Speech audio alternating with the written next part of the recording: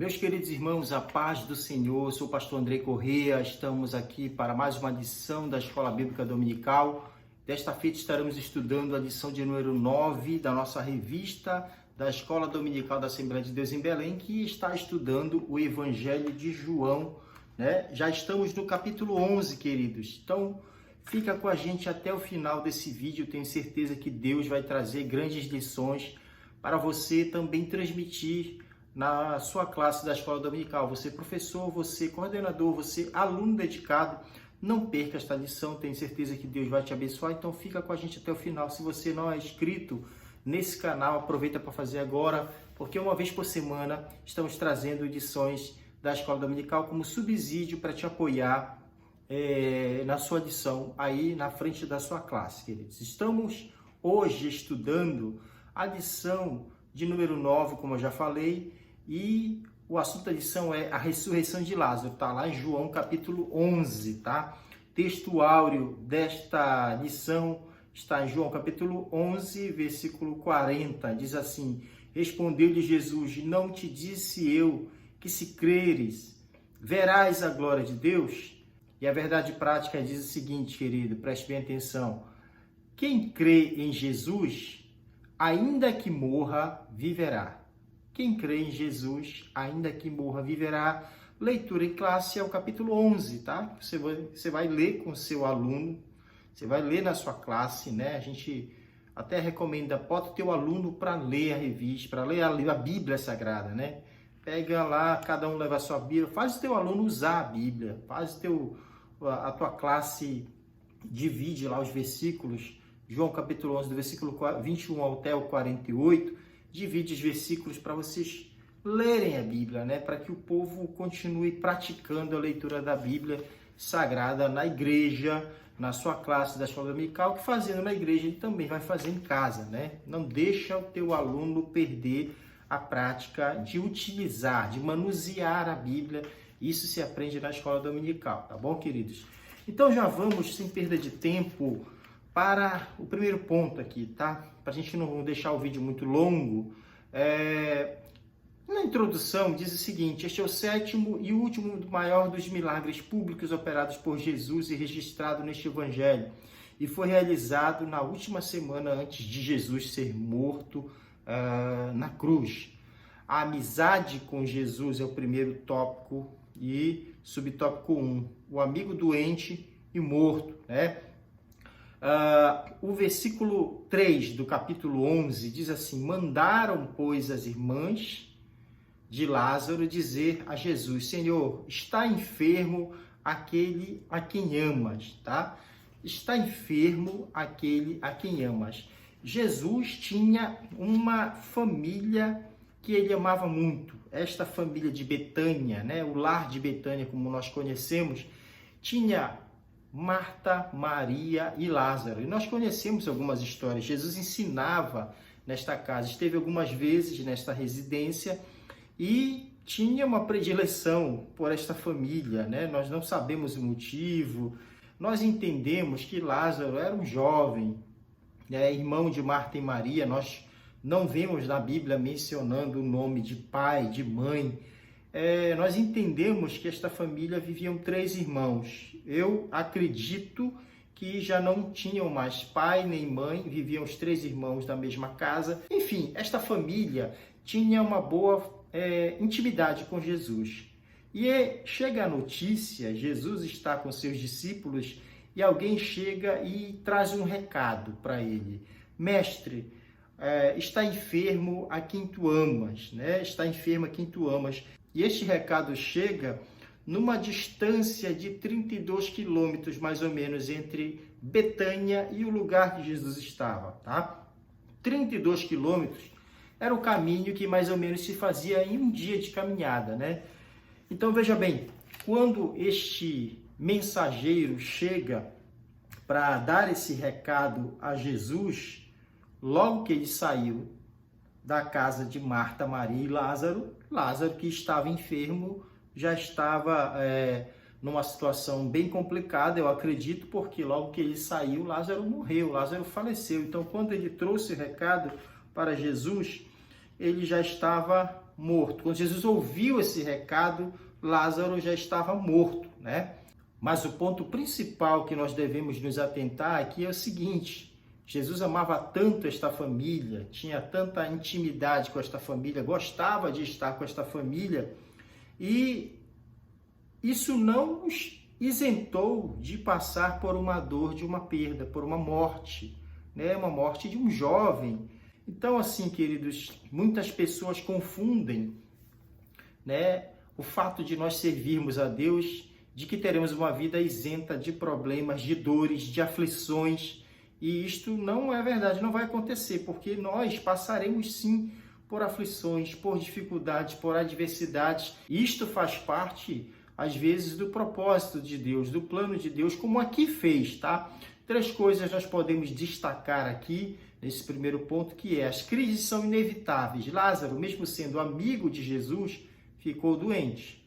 As crises, segundo, as crises podem aumentar. Lázaro piorou e chegou a morrer. Há momento em que somos bombardeados por problemas que escapam ao nosso controle. E terceiro, as crises produzem angústia. Quando a enfermidade chega à nossa casa, ficamos profundamente angustiados. Nessas horas, nossa dor aumenta, pois nossa expectativa era receber o milagre e este não chega.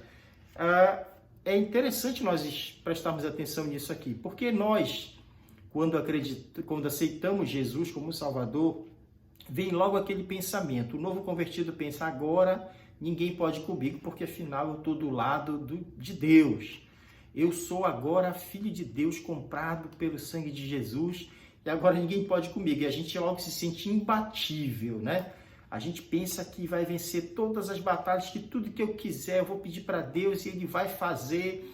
E pensa que todas as nossas vontades, nossos desejos serão concedidos, serão atendidos, porque afinal a gente tem convicção de que Deus nos ama, porque Ele morreu na cruz do Calvário, porque nos ama. Deus mandou o seu Filho para morrer na cruz, para salvar o mundo, porque amou o mundo, amou o ser humano. Então a gente entendeu esse amor e aceitou Jesus como Salvador, e agora a gente pensa: eu estou de paz com Deus, eu estou assim com Deus, estou assim com Jesus, né?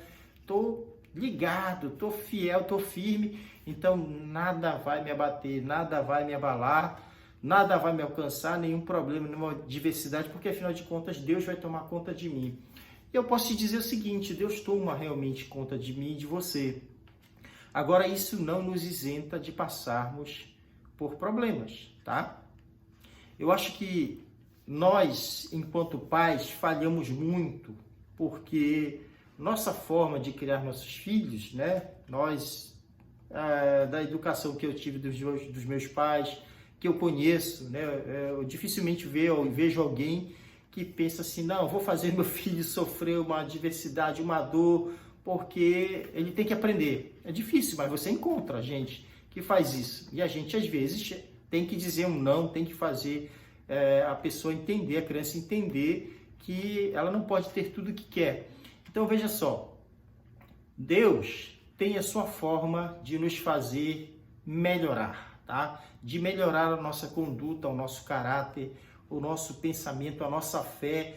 Ele precisa nos desenvolver enquanto crentes, enquanto filhos dele. E é por isso que ele permite a adversidade na nossa vida. Ora, se Deus não poupou a seu próprio filho, antes entregou por nós, a Bíblia diz isso, quanto mais nós, né, que somos imperfeitos, que precisamos aprender, que precisamos nos desenvolver enquanto cristãos, enquanto regenerados pelo Espírito Santo, precisamos aprender, né, as vontades de Deus, os seus ensinamentos, e Ele, para nos ensinar, às vezes nós não fazemos por vontade própria, e Ele permite que as adversidades venham para que a gente sinta, e através da dor, do sofrimento, nós possamos refletir e cumprir o que Ele está nos ensinando, para que possamos fazer a sua vontade, tá?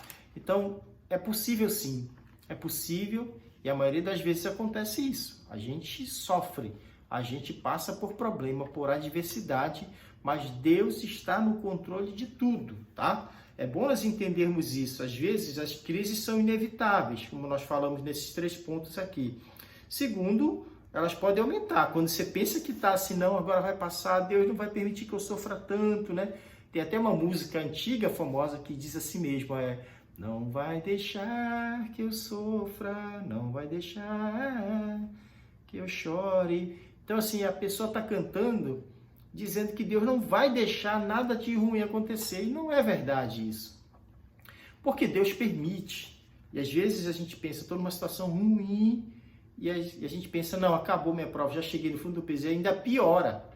Ainda piora. A enfermidade de Lázaro, ela se tornou tão grave que ele chegou a morrer. Ou seja, chegou no que, do ponto de vista humano, é o ápice do sofrimento, que é a morte, né? A morte, do ponto de vista humano, acaba tudo, acaba-se a esperança, acaba-se a perspectiva aqui na Terra e começa-se um plano no mundo sobrenatural. Enfim, as crises produzem angústia. Quando a enfermidade chega à nossa casa, ficamos profundamente angustiados. Quem não bota a mão na consciência quando chega no momento de enfermidade, de adversidade, de problema? Nós paramos para refletir, e é isso que às vezes Deus quer que a gente faça. Deus quer que a gente pare o jogo, baixe a bola, pense, reflita o caminho que você está seguindo, a sua conduta, o seu comportamento, seu modo de agir, está de acordo com a minha palavra, com o meu espírito que habita dentro de você? Então passe a refletir, passe a pensar, passe a meditar e corrija a sua rota, corrija a sua conduta, o seu comportamento de acordo com a minha palavra. Então, às vezes, o sofrimento faz isso com a gente. Um leito de hospital, uma doença, uma enfermidade, faz a gente botar a mão na consciência, faz a gente ir para a oração. Um problema grave faz a gente ir para as madrugadas de oração, faz a gente voltar para o jejum, que a gente já não fazia há muito tempo. Então, é por isso que às vezes Deus permite. Porque Ele quer você ligado na oliveira verdadeira. Ele quer você conectado e não solto, largado, porque você se esquece às vezes da bondade de Deus, né? E vive a vida do jeito que quer. O segundo subtópico fala sobre a manifestação da glória de Deus. Ao receber a notícia de Jesus, Jesus disse, essa enfermidade não é para a morte, e sim para a glória de Deus, a fim de que o Filho de Deus seja por ele glorificado. Nós percebemos que Jesus recebe a notícia, já tinha se passado um dia, Jesus espera mais 2 dias e depois viaja no 3º dia para chegar lá com mais um dia, ou seja, 4 dias já se passaram enquanto ele chega ali. Mas ele deixa bem claro para os discípulos, eles não queriam voltar porque já havia ali um grande movimento contra a pessoa do Senhor Jesus. O pessoal já está dizendo assim, estão querendo matar o nosso mestre e a gente não deve voltar para aqueles lugares lá, porque vão querer matar ele e a gente vai estar junto dele e a gente vai ser morto também. E começou a gerar um temor no meio dos discípulos. Então, Jesus esperou o tempo, não porque ele é malvado, não porque ele quer mostrar que a pessoa tem que sofrer mais. Jesus não segue a agenda do homem, Jesus segue a agenda de Deus. E eu falei ainda há pouco que nós falhamos às vezes, porque se você falar assim, a sua filha caiu, seu filho se machucou, a gente vai correndo para tentar socorrer e acabou, não, pelo amor de Deus, vamos levar no hospital, o que foi que aconteceu? Vai lá, socorre, para ver o que aconteceu. Se você vê o seu filho num iminente perigo, você vai lá na hora e tira ele de lá, tá? Mas por quê? Porque nós somos limitados, nós não conhecemos o futuro, nós não sabemos o que fazer e como agir no momento de estresse, né? No momento de susto, talvez, nós não sabemos o que fazer. Mas Deus sabe. Então, o importante é nós entendermos isso, queridos, que Deus está no controle de tudo e que Jesus, nesse momento, ele seguia o cronograma e a agenda de Deus e não a dos homens. Porque é muito fácil as pessoas perguntarem, Jesus não ama Lázaro? Que amor é esse que Lázaro está doente e ele não vai visitar? Que amor é esse que Lázaro está piorando, que Lázaro morreu e ele, sabendo que Lázaro morreu, não foi ainda, esperou 2 dias. Por quê? porque ele estava cumprindo a agenda de Deus. Então espera mais um pouquinho, porque Deus está no controle das coisas. E quando ele diz que esta enfermidade ela é para a glória de Deus, realmente foi para que Deus manifestasse o amor, né, por esta família, para que o nome de Deus fosse glorificado. Jesus só estava ali para cumprir um propósito, fazer com que o nome de Deus fosse glorificado, fazer com que a glória de Deus se manifestasse e aquelas pessoas entendessem ali que ele estava cumprindo um propósito, um plano de Deus. Então, Deus tem os seus propósitos e nós não conhecemos. Muitas vezes nós não sabemos, não temos o discernimento, a sabedoria, e o melhor a fazer nesses momentos é deixar que ele conduza tudo, porque ele sabe o que está fazendo. Então, uma demora surpreendente, como eu falei, né? O terceiro subtópico diz: quando soube, pois, que Lázaro estava doente, ainda se demorou 2 dias no lugar onde estava, tá? Como conciliar a nossa necessidade com a demora de Jesus? Marta precisou lidar não apenas com a doença do irmão, mas com a demora de Jesus e conciliar o amor de Deus com o nosso sofrimento. Marta e Maria, veja bem, 2 pontos importantes. Marta e Maria fizeram a coisa certa, que é, na hora da aflição, buscaram a Jesus e buscaram a ajuda na base certa, né? Basearam-se no amor de Jesus por Lázaro. Então, essa questão aqui da base certa. Primeiro, vamos procurar a solução. Nossa solução está em Jesus. Segundo, a base certa, o amor de Jesus por Lázaro. A revista está perfeita aqui nessa colocação. Não é o que nós sentimos por Jesus, é o que ele sente por nós, tá? Nós somos falhos, nós somos pecadores e a gente às vezes não consegue, por merecimento, não consegue, né? Nem às vezes, é sempre. Ninguém consegue nada de Deus por merecimento. Nós somos totalmente supridos pelo seu amor. Então, Marta, quando fala assim, ó, o irmão, aquele a quem tu amas, Lázaro está doente. Então, o recado foi simplesmente o amor.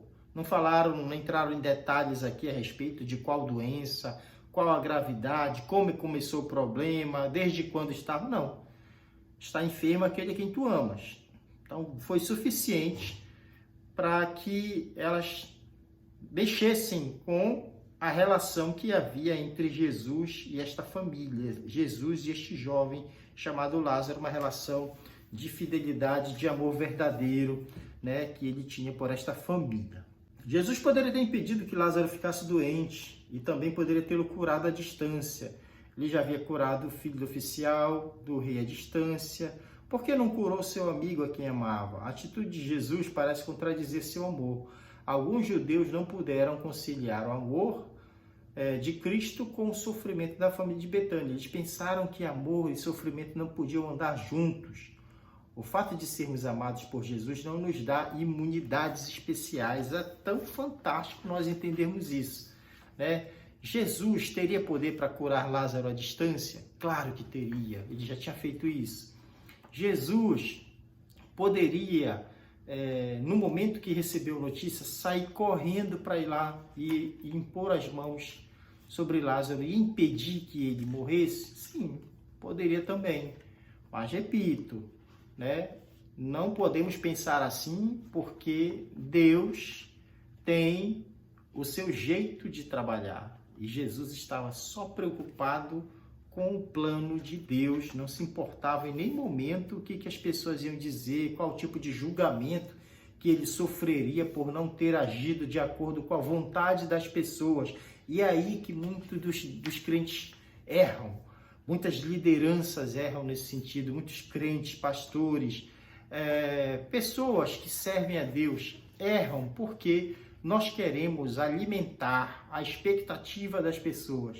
Nós queremos fazer as coisas de forma que agrade a vontade dos homens, que dê vazão, que supra a necessidade das pessoas. As pessoas esperam isso de mim, deixa eu fazer isso aqui para as pessoas.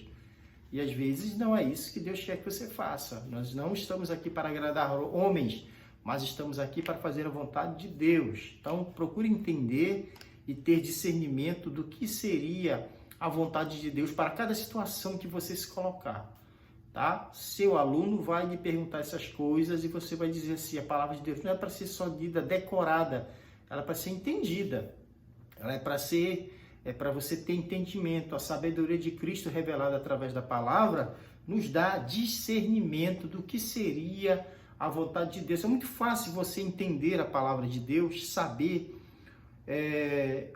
qual é a vontade de Deus, qual é o comportamento de Jesus e o que ele faria em cada situação que você às vezes se encontra, que você às vezes se depara e você fica duvidoso e dizendo assim, o que eu faço? Eu cometo isso, não cometo, eu faço isso, não faço, faço aquilo ou não faço. Então assim, você pensa, o que Jesus faria nessa situação, né? O que Jesus faria? Faça o mesmo.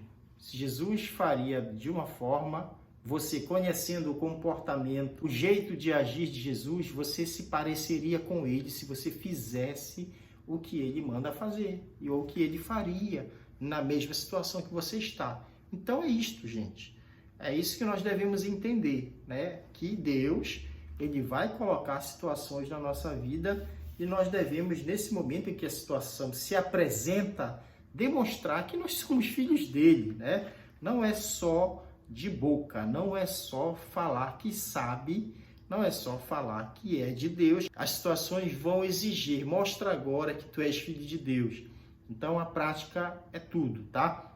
Veja bem, segundo tópico aqui, as atitudes de Marta e Maria.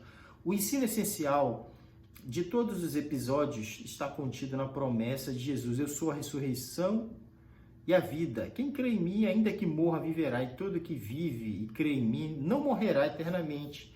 Crês isto? Tá lá em João capítulo 11, versículo 25 e 26. A atitude de Marta. Marta chegou para Jesus e fez aquele mesmo questionamento que Maria fez, mas Marta foi a primeira e disse assim, mestre, quando Jesus chegou lá, ela disse, se o Senhor estivesse aqui, meu irmão não teria morrido. Mas ela sabia que Jesus era milagreiro. Olha só a concepção de Marta em relação a Jesus. Milagreiro. Eu sei que ele faz milagres, eu sei que tudo que ele pede a Deus, o Pai concede.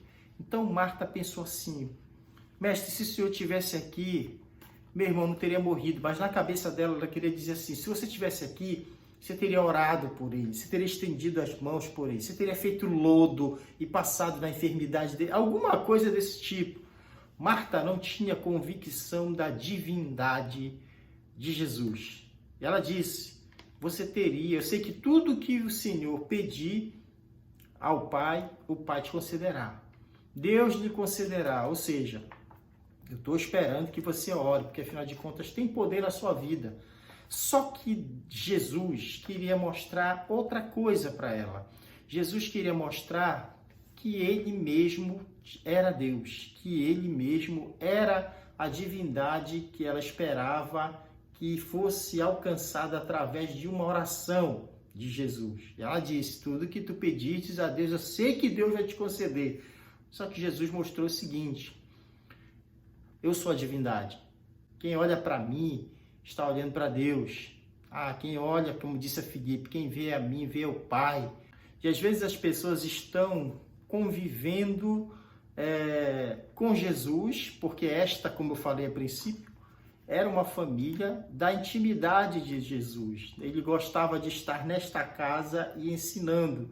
Tinha uma amizade com esta família.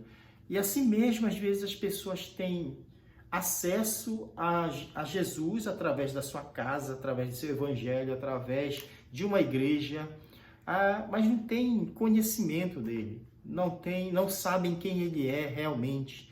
Então, sobretudo, Marta precisava conhecer a divindade de Cristo e a sua abordagem com Jesus parece a princípio ser até de uma pessoa que crê, que não duvida, mas na verdade mostra uma grande fragilidade, uma grande falta de conhecimento, uma falta de intimidade.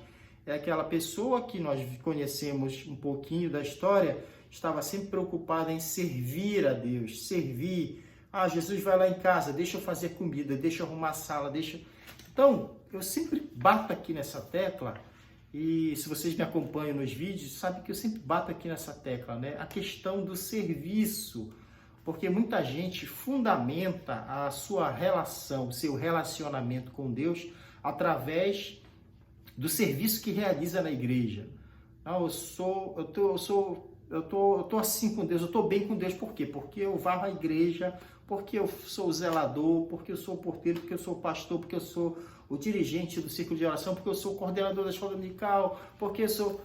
Gente, Deus não está preocupado com o trabalho que você faz. Deus quer relacionamentos profundos, íntimos com Ele, intimidade, tá? Então, essa pessoa aqui, Marta, tinha um relacionamento de trabalho, de servir. Era uma pessoa amada. Jesus a amava também. Jesus a amava, mas ela precisava aprender ainda, aprender muito. Então, professor, diga para o aluno da sua classe, não é só trabalho. Não é só trabalho. Existe uma exigência de quem levanta a mão e diz assim, eu sou filho de Deus, você deve desenvolver um relacionamento com Jesus. É tua obrigação fazer isso, tá? Vai reconhecer quem é Ele, deixa Ele me revelar, deixa Ele falar comigo pela sua palavra, pela oração, pela intimidade, pelo jejum, as experiências que você vai ter com Ele através desta intimidade, degrau a degrau, nível a nível, e Ele vai te permitir cada vez entrar na intimidade de Deus, dos mistérios de Deus, dos conhecimentos de Deus. Você vai aprofundar, né, a tua intimidade, a tua comunhão com Ele. É isso que Jesus quer de você, meu amado. Marta agiu dessa forma, tá? E como é que foi que Maria agiu? Vamos ver aqui, segundo subtópico, a atitude de Maria. Quando ela se encontra com Jesus, ao vê-lo, foi um pouquinho diferente. Lançou-lhe aos pés, dizendo, Senhor, se estiveras aqui, meu irmão não teria morrido. Marta falou a mesma coisa. Maria se lançou aos pés de Jesus e fez este comentário mesmíssimo. Porque eu acredito que, enquanto aconteceu lá o fato, elas conversaram, poxa, se o mestre estivesse aqui, nosso irmão não teria morrido. E aquela fala ficou ali gravada, todo mundo, mas cadê o mestre? Não veio visitar? Pois é, se o mestre estivesse aqui, ele não teria morrido. Isso ficou gravado. Tanto é que Jesus encontra primeiro com uma, e ela fala isso, e depois Jesus encontra com a outra, a segunda foi Maria, e ela fala a mesma coisa, ou seja, a frase estava feita lá, né? O comentário era esse, entre todos os que estavam ali, judeus, que estavam ali amigos da família, né, pranteando também, acompanhando, consolando as duas. Já tinha ouvido isso talvez algumas dezenas de vezes, e quando Jesus chega, encontra com Marta e depois encontra com Maria, elas falam a frase que era a frase do momento. Se o Senhor estivesse aqui, meu irmão não teria morrido. Porém, Maria, ela se prostra, se lança aos pés do Senhor. Porque Maria é aquela Maria lá do episódio em que Jesus ensinava e ela, em vez de ficar lá varrendo casa, aprontando comida, foi para lá, ó. E, apesar de ser um momento e culturalmente uma mulher não poderia estar lá no meio dos homens ouvindo ensinamento, mas aquela alma era sedenta por Deus. Maria tinha uma alma sedenta por Jesus, apaixonadíssima pelo amor de Cristo, por Jesus, e ela queria estar ali absorvendo, recebendo. Meus queridos, muitas vezes as pessoas estão na igreja, servem, trabalham, cumprem o seu papel, como qualquer uma das coisas que eu já falei aqui, músico, pastor, porteiro, dirigente, regente, etc., diácono, mas não absorvem nada. Você vai para o culto, em vez de cultuar, não cultua, passa um tempo, acaba, conversa com todo mundo, fala, vai comer coxinha, vai comer pastel, comer pizza no final, ou seja, virou um movimento social. Jesus separa os momentos de congregação, momentos congregacionais, para que você em grupo absorva. Aí lá o pastor está pregando, o pregador está lá sendo usado, os hinos estão sendo cantados, louvores ao Senhor, e a pessoa está lá na frieza, no marasmo, na indiferença na presença de Deus. E essa mulher nos ensina aqui, primeira coisa, uma alma prostrada aos pés do Senhor, tá? Ela tinha passado pela desgraça, pela dor, pelo sofrimento de ter perdido o irmão, mas quando encontra com Jesus, primeira coisa, epa, tem aqui uma pessoa especial que ele merece reverência, prostração, e ela se prostra, adora ao Senhor, porque ela sabia, esse aqui não é só um profeta normal, não, aqui é Deus, é o Filho de Deus que está aqui. Então Maria se prostra e adora, e todas as vezes que Jesus recebe adoração, nenhuma das vezes ele rejeitou, tá? Jesus, quando ele recebe adoração, ele diz, não faça isso. Não, Jesus, sendo Deus, ele recebe adoração. Ele recebeu a adoração de Maria, ungiu os pés lá dele, recebeu a adoração, e aí ela se prostra aos pés dele, ele também recebe, porque a adoração verdadeira, ela não é rejeitada. A Bíblia diz lá no João capítulo 4 que ele procura verdadeiros adoradores, que adora o Pai em espírito e verdade. Então, quando chega Maria se prostrando, ele falou, tem verdade nessa adoração, e ele recebeu. E Jesus ouviu isso de Maria, né? De Marta também, mas Maria com uma atitude mais honrosa e de humilhação e de submissão. Queridos, qual foi a atitude de Jesus? Jesus já pega, né, e ele mostra que ele é amoroso, ele mostra que ele é Deus que se importa com a gente. Como houve aqui o diálogo de que, por que Jesus não foi logo para a casa de Marta, Maria e Lázaro, logo que ouviu a notícia, logo que teve conhecimento da sua enfermidade? A gente pensa, poxa, Deus permite que a gente sofra, parece que até demora mais, né? Demora mais do que a gente está precisando, parece que o sofrimento não acaba e ele ainda faz a gente sofrer um pouquinho mais. Não. Agora Jesus vai mostrar que ele também se importa com a gente, que ele ama, que ele sabe o que é chorar, que ele sabe o que é dor. Essa família sofreu a morte de um jovem, essa família sofreu uma perda precoce e para eles estava tudo acabado. Por quê? Porque já tinha morrido, e agora? O mestre que poderia ter evitado a morte dele não veio e agora está aqui. Essa família tinha lidado com a dor e Jesus mostra para eles que também ele sente o coração do homem, o coração da mulher, o coração dos humanos. Ele sabe o que é dor, o que é sofrimento. Jesus chega, escuta Maria, escuta Marta e pergunta, onde o puseram, né? Os judeus foram lá e apontaram o lugar onde ele estava sepultado e eles clamaram, né, para Jesus ver. Jesus, no capítulo 11, verso 35, Jesus chora. Jesus chorou, né, mostrando sua plena humanidade e a sua imensa simpatia. De fato, Jesus amava Lázaro. Outros, porém, objetaram dizendo, né, ele poderia ter evitado a morte de Lázaro. Já que o amava, por que ele não evitou? As pessoas ficaram lá cocheando nesses pensamentos e Jesus chorou. Agora entra uma parte aqui, ele se identifica com a nossa dor. Aquele que cura as nossas chagas é ferido conosco. Os gregos pensavam que Deus era um ser solitário, sem paixão e sem compaixão. O choro de Jesus foi uma espécie de quebra de paradigma na crença dos gregos acerca de Deus. Jesus se importa com você e com sua dor. Ele não é Deus morto, pregado numa cruz. Ele é o Deus conosco, ele é Emmanuel. Sofre por você, se importa com você, se identifica com você em sua dor. Jesus sabe o que é a dor da solidão, pois nas horas mais difíceis ele estava só. Foi deixado só no Getsemane e na cruz.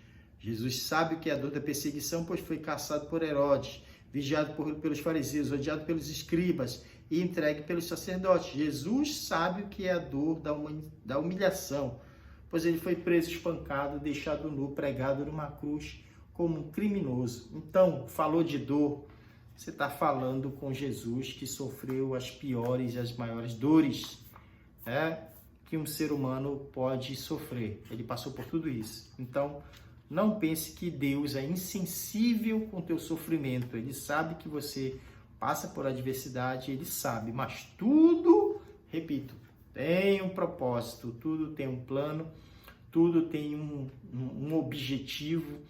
E se você souber confiar nisso, acreditar nisso, Deus vai levar esse projeto até o final e você vai ser recompensado pela tua fidelidade, por não ter desistido, por não ter murmurado, por não ter se perdido, por não ter se desviado. Só continua debaixo da graça de Deus, porque a vontade dele vai se cumprir na sua vida. Amém?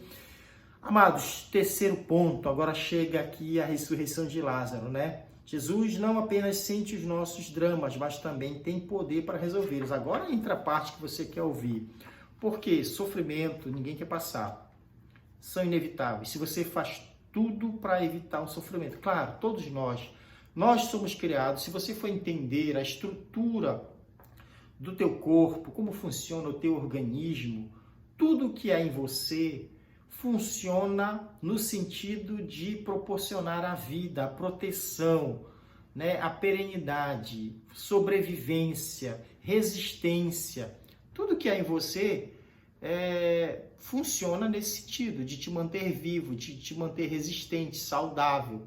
Tudo funciona nesse sentido, né? Não há nada que você faça você mesmo, por vontade, com vontade própria, dizendo assim, não, eu quero me matar. Ninguém, a não ser que esteja com alguma doença mental, alguma perturbação mental, e a pessoa vai se prejudicar, né, conscientemente, né, porque está doente, porque está com algum problema mental. Então, enfim, o que a gente está falando aqui é o seguinte, que Jesus conhece, né, os nossos dramas e também tem poder para resolvê-los, tá? Ele não só sabe o que é sofrimento, mas ele pode chegar para resolver, tá? Então, todo sofrimento, ele tem um começo e tem um fim. Toda fase ruim tem um começo e tem um fim. Então, quando Jesus chega, ele diz assim, tá? Então, Jesus ordenou, tirai a pedra e disse-lhe Marta, a irmã do morto, Senhor, já cheira mal, porque já é de 4 dias. Olha essa fé. Marta, a mesma pessoa que quando encontrou Jesus falou assim, eu sei que tudo quanto tu pedis a Deus, Deus te concederá. Essa mulher acaba de provar que não tinha fé, porque se Jesus manda tirar a pedra, 2 coisas ela pensou, ele não vai mais fazer nada, né? Ele não vai curar. Se ele fosse orar, ele estaria, já tinha dito pra gente que ele ia ressuscitar, não falou que vai ressuscitar, não falou que vai orar, então deixa lá. Quando ela se preocupou, quando Jesus falou, tira a pedra, ela se preocupou com o cheiro do irmão. Olha a pessoa que está preocupada só com as coisas da terra.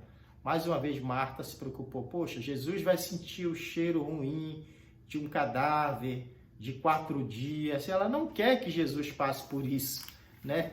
Causar esse desconforto ao mestre. É aquele zelo que às vezes, né, a gente chama de zelo inútil. A gente pensa que está fazendo uma coisa que Deus vai se agradar, mas às vezes é uma coisa que só tem valor para nós. E quando Jesus fala tirar a pedra, talvez as pessoas imaginassem, bom, ele amava tanto a Lázaro que ele quer ver o corpo, ele quer chorar, ele quer prantear, porque ele já estava chorando, já tinha chorado, né, antes de pedir para tirar a pedra. Então Jesus, quando pede para tirar a pedra, as pessoas imaginam, ele quer prantear no corpo, ele quer ver aquele jovem, quer ver como ficou. Só que Jesus estava prestes a realizar um grande milagre, né? Esse poder que fez Lázaro vir levitando, porque se Lázaro estava atado, e era comum atarem, né, com ataduras, atarem um cadáver de pés e mãos e ficava ali bem preso, era comum. Ele não teria como vir andando de lá.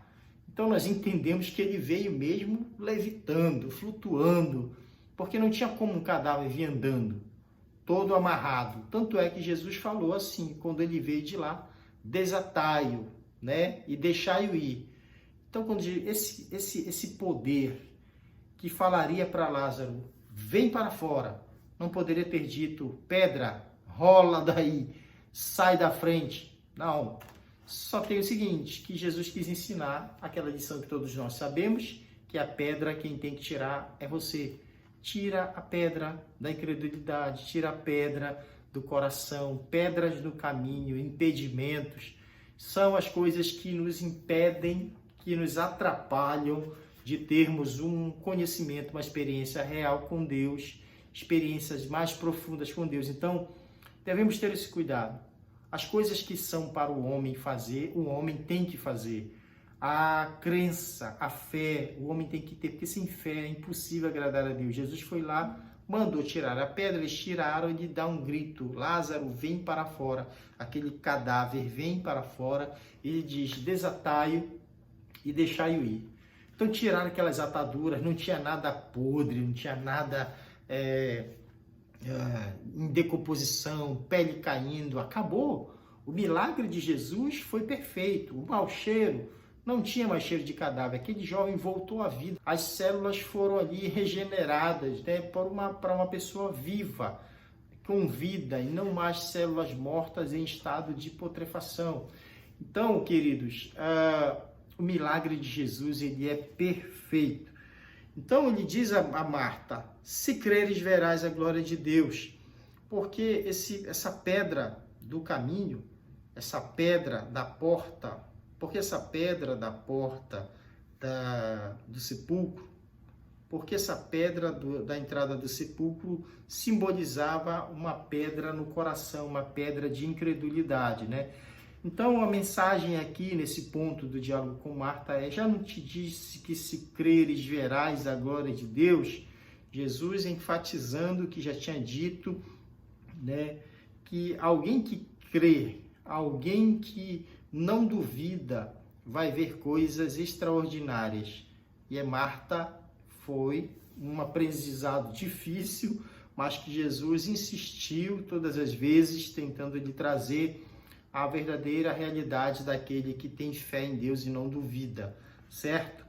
Um milagre extraordinário, terceiro subtópico, aqui a gente vai já encerrando. A voz de Jesus é poderosa, até o morto a escuta e obedece. Lázaro ouve e atende, sai da caverna da morte, ele sai todo enfaixado, coberto da mortalha, e Jesus ordena que desatem e deixe ir. Jesus tinha dois propósitos bem claros com esse extraordinário milagre. Primeiro, a manifestação da glória de Deus. Tudo que Jesus ensinou e fez mirava a glória de Deus, a glória do Pai era o seu maior projeto de vida. Ele veio revelar o Pai. Então veio para mostrar como é o coração de Deus. Ele nunca fugiu desse ideal. A morte de Lázaro foi uma oportunidade para que o Pai fosse glorificado. Objetivo alcançado, amados. Segundo, despertamento de fé. Ensinar para as pessoas, né, que se elas crerem, se elas tiverem a convicção, não duvidarem e colocarem a sua confiança nele, elas verão grandes milagres acontecerem nas suas vidas. Os milagres de Cristo sempre tiveram um propósito pedagógico de revelar as verdades espirituais. Quando multiplicou os pães, queria ensinar que ele é o pão da vida. Quando curou o cego, queria ensinar que ele é a luz do mundo. Quando ressuscitou Lázaro, queria ensinar que ele é a ressurreição e a vida. Então, como resultado, muitos judeus que viram Jesus operar milagres, creram nele, e ao mesmo tempo que passou a haver uma orquestração nos bastidores para levá-lo à morte. Os inimigos ali, os religiosos, começaram ali a tramar, né, porque não suportaram a glória de Deus sendo manifestada na vida de Jesus. Queridos, a aplicação pessoal diz assim, Jesus sabe o que é a dor da morte, pois a suportou para arrancar seu aguilhão e nos trazer a ressurreição. Continue crendo. Todo mundo que conhece este milagre sabe do que Deus pode fazer, que a morte não é um impedimento. O maior temor dos seres humanos, principalmente de quem não conhece a Deus, é a morte. Para os seres humanos que não conhecem o Evangelho, conhecem a palavra de Deus, a morte é o fim de tudo. A morte é sinônimo de desesperança, de fim do caminho. não existe outra perspectiva, mas nós que conhecemos a Deus, que cremos na sua palavra, recebemos dele vida com abundância. Aquele que crê em Jesus, ainda que morra, viverá. Ainda que morra aqui na terra, que durma, sai desse plano material para um plano espiritual e viverá, tá bom? Queridos, Deus abençoe grandemente. Eu espero que você utilize os tópicos que a gente discutiu aqui, leve para a sua classe, compartilhe essa aula com o seu aluno para que ele estude, para que ele se sinta ali bem também fundamentado e você chegue lá na sua classe só para tirar as dúvidas, tá bom? Aproveita, compartilha esse vídeo, comenta, se inscreve no canal e deixa uma curtida aí, um likezinho aí para a gente também ser indicado para você, para que Deus continue abençoando nossa vida, nosso ministério. Então, querido, um forte abraço, Deus abençoe, siga em frente, a paz do Senhor. Até o próximo vídeo, tá?